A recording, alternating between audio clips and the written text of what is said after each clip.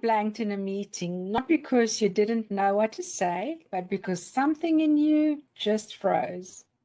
You leave kicking yourself, thinking, come on, I know this stuff. Why did that even happen? Here's the thing. This isn't about whether you're smart enough or confident enough. It's about how your brain in that exact moment is trying to protect you. Every day we're exposed to volumes of data. To avoid overload, we filter what we take in, all those facial expressions, vocal tones, social cues, and so on. We're always scanning and asking, is this safe? Have I seen this before? Should I speak or stay quiet and survive this? And if you associate speaking up with past moments of embarrassment, criticism, or uncertainty, it lights up your emotional brain, your limbic system. When that part of your brain gets activated enough, it quiets the prefrontal cortex, the part responsible for thinking clearly, forming words, making decisions, and so on. In other words, the more emotionally loaded the moment feels, the less access you have to the parts of your brain you need most. So, what happens? Well, the sympathetic nervous system kicks in. There's this fight, flight, freeze. Cue the blank mind, tight chest, dry mouth, second guessing everything. And here's the most important part. Freezing isn't a character flaw. It's a patterned survival response, a well-worn shortcut you take when you sense threat. Even the subtle ones like a colleague's raised eyebrow or a long pause in the room. It's not just in your head, it's in your wiring. So how does this wiring actually show up day to day? Well, think of it like this. Imagine a field behind your house. Each step across this field makes the unfamiliar more familiar, just like speaking can. The first time you cross the field, it's awkward. There's tall grass, uneven ground underfoot. But you walk it again the next day and again. Eventually, you've created a visible path. That's what's happening in your brain too. Every time you hesitate, overthink, or stay silent, you're reinforcing a pathway because it feels familiar. That's how habits form. You've probably heard the phrase, neurons that fire together, wire together. Turns out it's not just catchy, it's grounded in how learning and behavior patterns get wired in.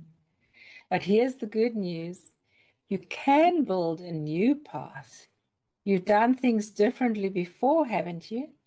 Not through more scripts or pep talks, but through small, doable shifts that show your brain it's safe to speak. I've got this. I had a client, let's call her Tara. She was brilliant in her role behind the scenes, but every time she had to speak up, she'd go blank. At first, she thought the problem was her presentation skills, that if she just practiced enough, then the nerves would go away. But that wasn't it. What actually shifted things was the moment she stayed with the discomfort long enough to show herself she'd survive. That moment wasn't the finish line, it was the start of something new. So what she really needed actually wasn't more technique as she had thought. She needed a way to interrupt the old fear loop and build a different response, one step at a time. Because confidence, as it turns out, isn't built in one bold leap, right? It's built in the moments where you show up, stay in the discomfort, and complete the moment without retreating. That's what someone who belongs in the room does. All that said, it takes courage to respond differently in those moments of fear. Absolutely. But what really holds you back isn't the fear itself, it's the beliefs sitting beneath it. Beliefs about what might happen if you speak up, beliefs about how others will react, beliefs about whether you even belong in the room.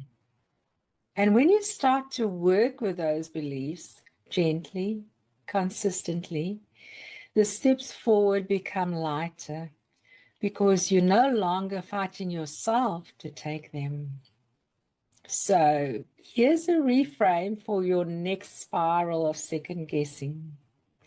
Maybe my brain's not failing me. Maybe it's just following the most familiar path.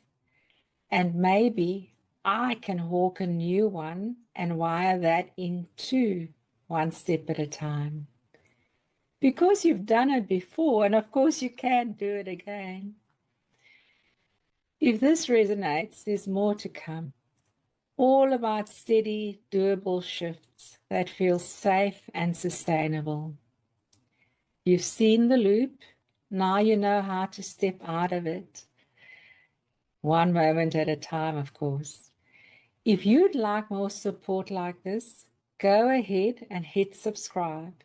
And if someone comes to mind who might need this, feel free to send it their way. Thanks for watching.